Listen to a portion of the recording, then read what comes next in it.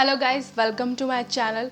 अगर आप इस चैनल पर न्यू हैं और आपको लगता है कि ये वीडियोस आपके लिए वैल्यूएबल हैं तो please make sure you subscribe my channel. इस चैनल पे बेसिकली हम उन लोगों तक रीच करना चाहते हैं जिन लोगों को हमारी वीडियोस की ज़रूरत है। कोई भी mental health issues, physical issues और एजुकेशनल इश्यूज़ को उठाते हैं जो आपके लिए वैल्यूएबल साबित हो, ऐसा मेरे को उम्मीद है।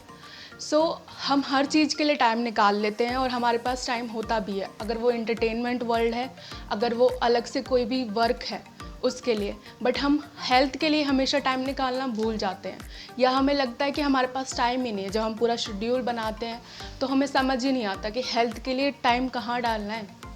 तो बेसिकली मैं ये छोटी वीडियोस उन्हीं लोगों के लिए बनाती हूँ जिन लोगों को ये चीज़ें इश्यूज़ हैं और वो इससे हेल्प ले सकते हैं।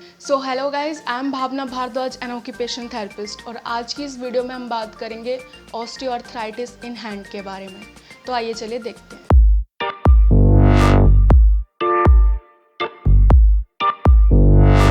बेसिकली ऑस्टियोआर्थराइटिस को हम डीजेनरेटिव जॉइंट डिसीज़ के नाम से भी जानते हैं और वियर एंड टियर डिसीज़ के नाम से भी जानते हैं।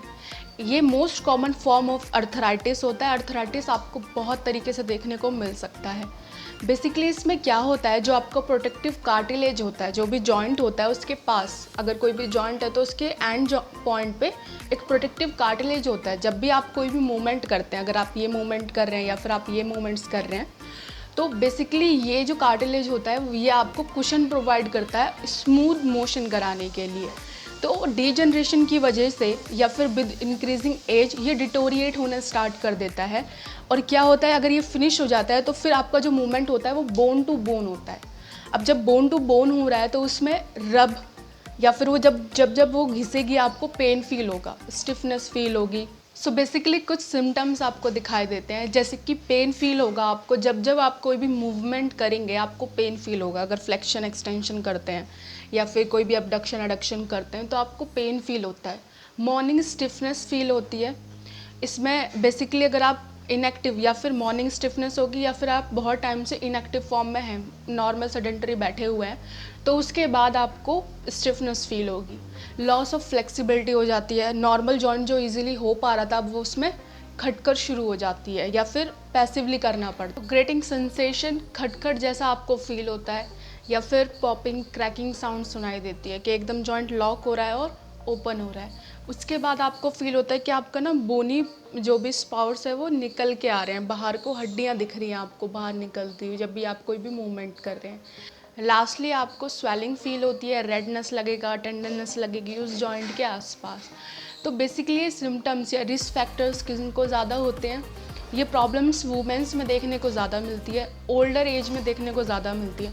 बट उससे पहले कुछ ऐसी चीज़ें होती हैं जिन्हें हम इग्नोर करते रहते हैं, और जाके ऐसा भी होता है ना कि बहुत से लोगों को अर्थराइटिस होता ही नहीं है और ऐसे कुछ लोग होते हैं जिनको अर्थराइटिस होता है।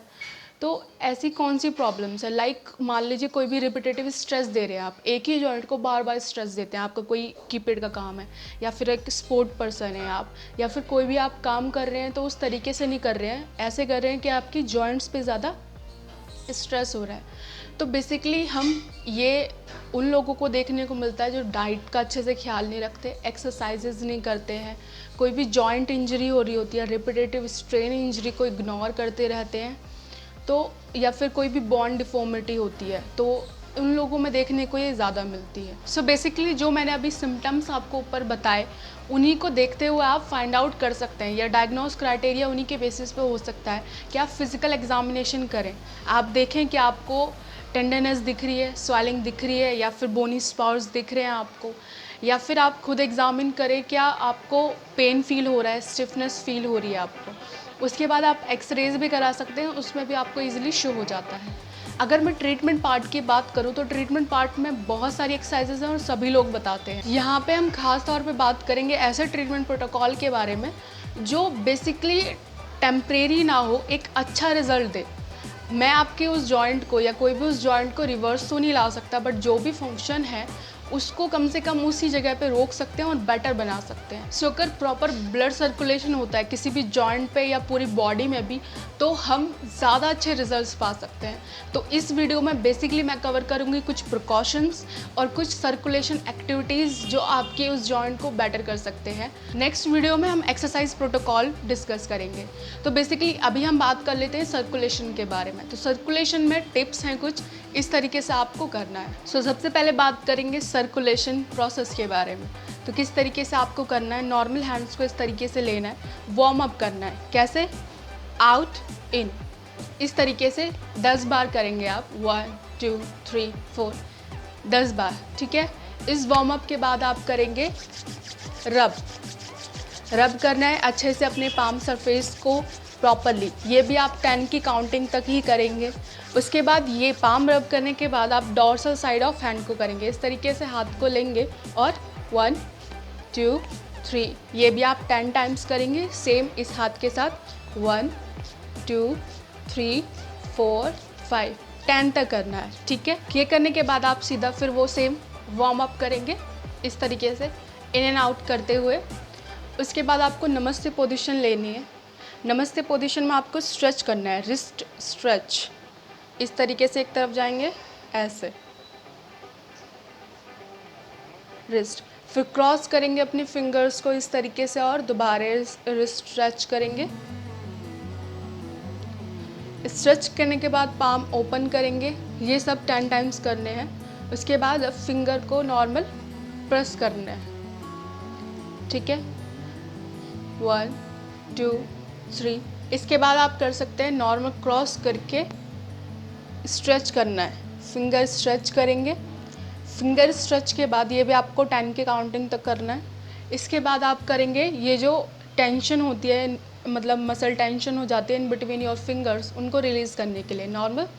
अभी आपका प्रेफरेंस हैंड है ये लेफ्ट हैंड, नॉर्मल रिलीज़ करेंगे। सेम इस हैंड के साथ इस तरीके से करेंगे। उसके बाद नॉर्मल आपको ये फ्लेक्स करना है और एक्सटेंड करना है सडन। ये भी आप 10 की काउंटिंग तक करेंगे। ये करने के बाद आपको नॉर्मल रब करने हैं अपने पाम्स और dorsal side of your hands proper. और लास्टली फिर से टेंशन रिलीज करेंगे